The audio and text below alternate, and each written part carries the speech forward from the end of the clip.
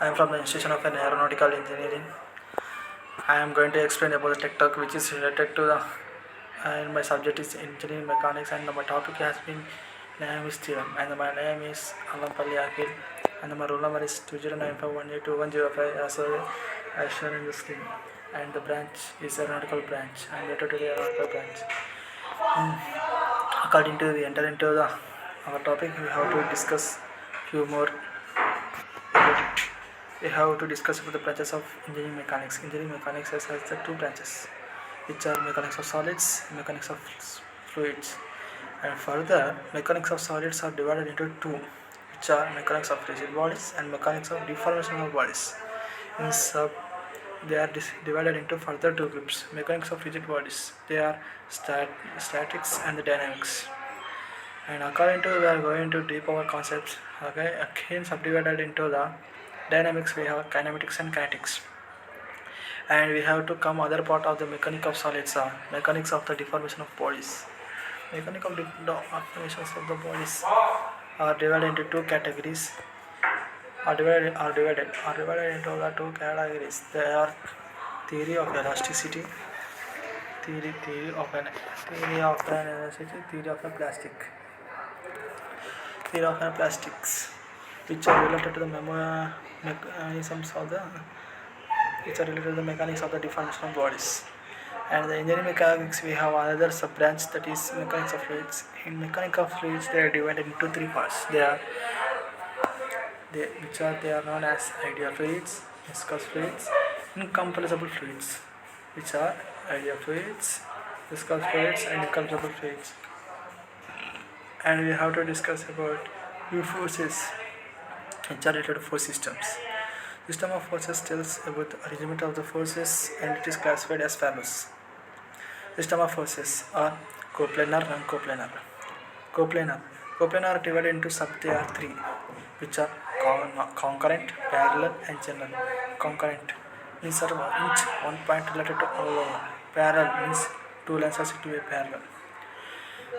And concurrents are which are different to this. We have to discuss about the graphical representations of an equilibrium, which are related to this. First of all, we have to discuss about the triangular law. Triangular law means if three forces are in equilibrium, then they form a closed triangle, which are represented in a tip to tail arrangement as shown in the figure.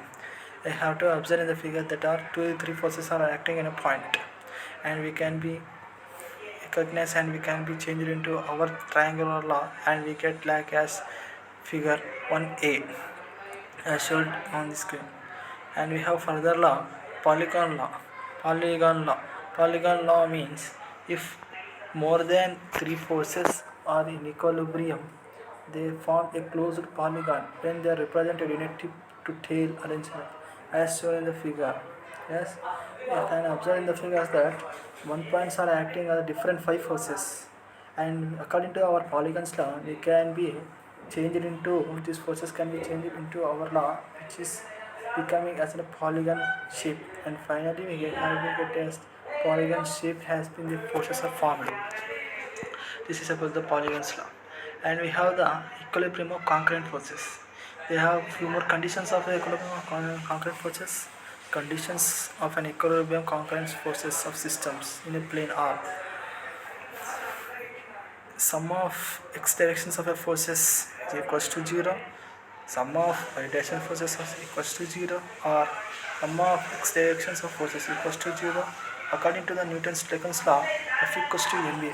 By that, we can know that sum of the mass into acceleration is equals to 0, or sum of the mass of according to particle A equals to 0, and the mass of the particle B equals to 0. These are the equilibrium of concurrent forces, which plays a major role. According to my topic is Lam's theorem. Lam's theorem means we can express that if a particle acted upon the three forces, remaining in the equilibrium, then each forces acting on the particle bear to the same proportionality with the sin's angle between the only two forces. Lam's theorem is also known as law of sines. Lam's theorem is if a particle acted upon, if if a particle acted upon by the three forces remains in equilibrium, then the each forces acting on the particle bears in the same proportionality to same since the angle between the two forces. This is Lami's theorem. And Lami's theorem is generally called as laws of the science. According to Lami's theorem mentioned in the figure, we have there one general equation, that is f1 by sin alpha equals to f2 by sin beta equals to f3 by sin gamma, in which there are three forces are equal.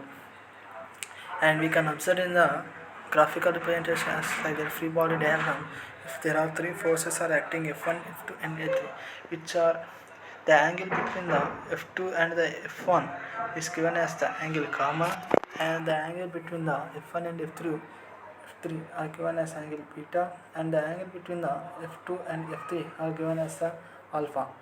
This is a graphical representation of the Lami's theorem, and we can observe the graphical theorem according to forms as shown in the screen, which can see that 150 degrees, 300 degrees, like that. From the Lami's theorem, we can apply the formulas like this as shown in the above figure. Thank you for giving this opportunity.